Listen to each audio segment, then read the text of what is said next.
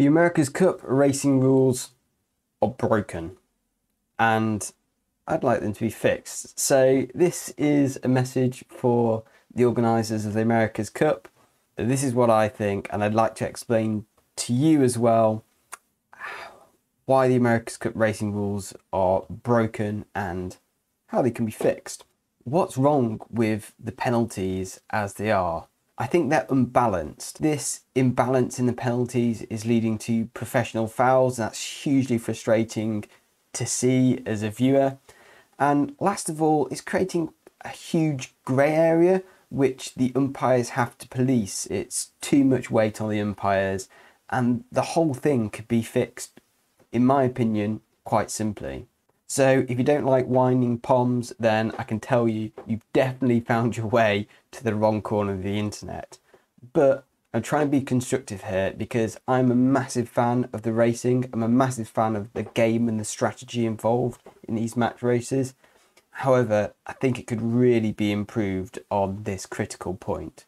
So this is going to be a bit of crime and punishment Mozzy sales style. However, because this is YouTube, it's going to be much shorter. First of all, why have rules in a game and why have penalties for breaking rules? The reason is, whatever you're playing, you want to shape the game so it remains fun, it remains competitive. Any kid who's, invented a game in their backyard, you start playing, it's all really fun, then someone finds a tactic that just completely obliterates the whole game and makes it not fun. So that could be throwing beanbags to the end of the garden to get it into a hoop, and then someone goes and stands a foot away from it and drops a beanbag in. So you have to make a rule to be a certain distance away to keep the game fun. And that's it. That's all rules are for in sport, really, just to kind of keep the game competitive. And what you're doing is you're trying to create a sort of balance in the game where each strategy has a kind of an opposite and equal kind of counter strategy, and penalties, the rules, penalties and kind of repercussions are all part of keeping that balance. Now, in my opinion, sailing, like no other sport, has hugely complex strategy, boat on boat tactics, the design side. It is a fantastic sport, but for it to appeal to a wider group, the penalties just need to make sense. A good set of rules, a good set of penalties should help shape the game, but you don't want it to overshadow it. If the penalties are too harsh and someone makes a minor infringement and suddenly that they're completely out of the race, then we don't want that either, because it's game over. We've all waited all week to watch this America's Cup racing at the weekend. The sailors have waited their whole lives to compete in it, and we want a proper game, so we don't want to kill it off. So what makes a good penalty? Well, first of all, the penalties have to be consistent. They have to have an element of restorative justice, so put things back into place as they were before the infringement. And critically, they've got to be just a little bit worse for the penalised boat than had they not carried out the infringement in the first place, to kind of keep people down the path of sticking within the pitch, sticking within the boundaries and keeping the game running. But critically, they can't be so harsh that they just flat out end the game in one infringement. Like, it'd be pretty rubbish in football if the ball went out of play, that was it, game over, that team lost the match. That's not what we want. We want to keep the game going, restore balance and keep playing. Now, sailing has a pretty complex set of rules which kind of doesn't really work in our favour generally for getting new people into sport. And then additionally, with the America's Cup, you have this fast boat predicament. And that is, normal sailing, fleet racing, you have penalty turns, and match racing, Appendix C of the rules, you have kind of variation on that, which is still essentially a penalty turn. The difficult for America's Cup and why they haven't gone for this penalty turn system is that the faster the boats you're racing with, the more harsh a penalty turn system is. And I guess they've got stuck in an area where they've struggled to find a penalty which kind of restores the balance of the game. And there was obviously a fear running into this cup that making a team do a 360 attack and a jibe penalty would just, that would be it, it'd be game over. They'd be, you know, a kilometre behind after doing that turn. So I can see why they've not done that. But I think the option they've gone for instead isn't really working. It's certainly not working for me anyway. Hang on, something's wrong here. I'm not wearing a jumper. What is this? Has Mozzy sales sold out? I'm gonna fix it. Is that better? For the fans in the comments below, let me know. Is the jumper game back on par? Also, why did Alan send me a t-shirt? Like, they know it's cold in my house. So if you want to take that up with Alan, go to their website, alanbrothers.co.uk, find the contact us and send them a strongly worded email insisting they send me a branded jumper in the future. Right, let's get back into this rules chat. The punishments just don't fit, in my opinion. They're far too lenient.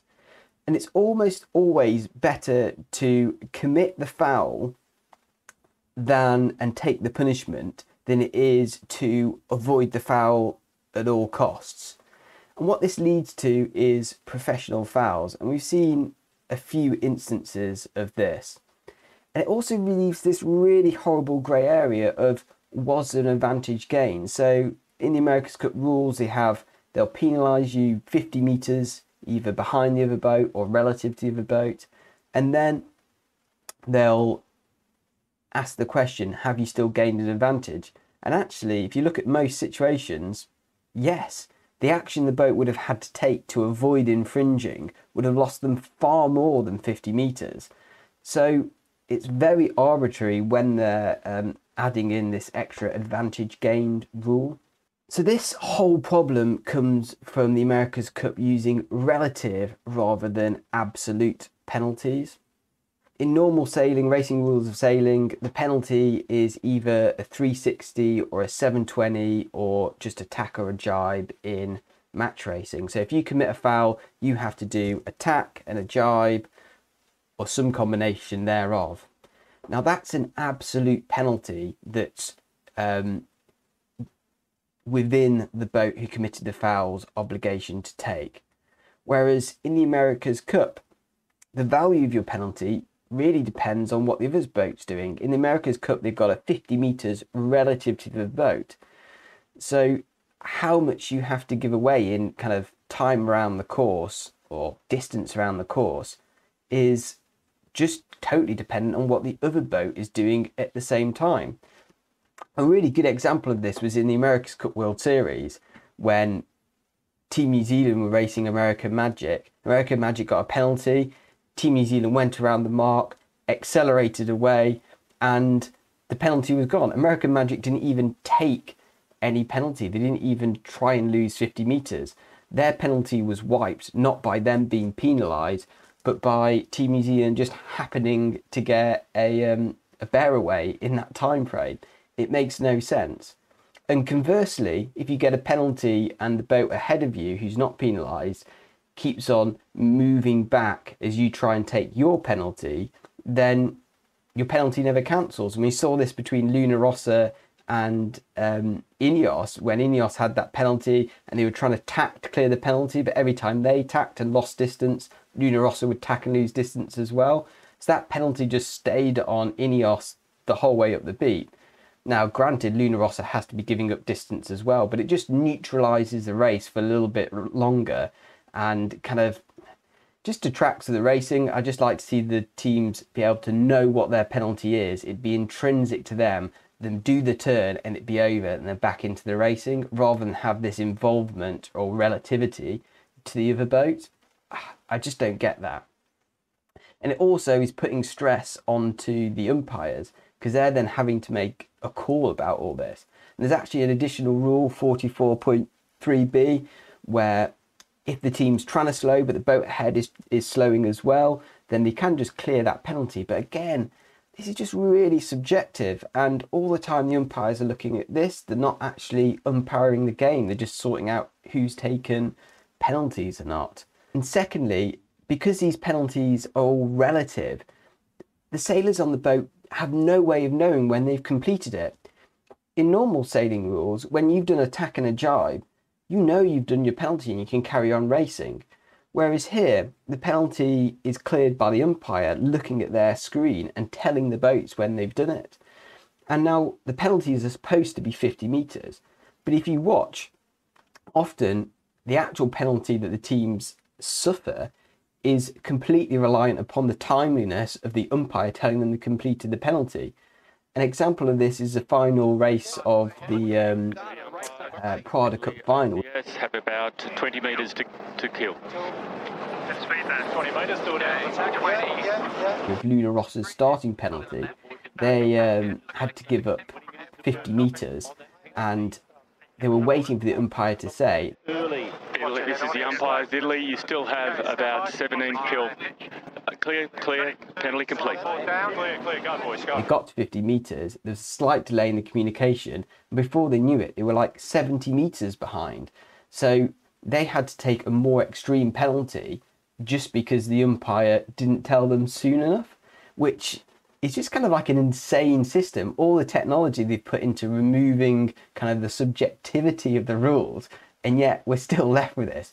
I'm just left there frustrated. Why is this the case? Why can't the penalties be intrinsic within, completed by, not subjective, just completely within the boat that's penalised? So how can this be fixed? What does Mozzy Sales think of the fixes? Well, first of all, the penalties need to be absolute and they need to be within the boat that's infringed. So we need them to be able to take the penalty, get over it and get back racing and not be waiting for the umpire to tell them when they've completed it. So what penalties could they take with these boats? Enough that it was worse than infringing, but not so bad that the race is over. Well, in my opinion, a good one would be just make their VMG negative. So it doesn't matter for how long, they've just got to briefly get their VMG number to be a minus. So that could be a big bear away or a big head up downwind or slow down and head up or some combination thereof. They could also just be downwind made to do attack, heading equals true wind direction, or a jibe upwind, heading equals true wind direction minus 180.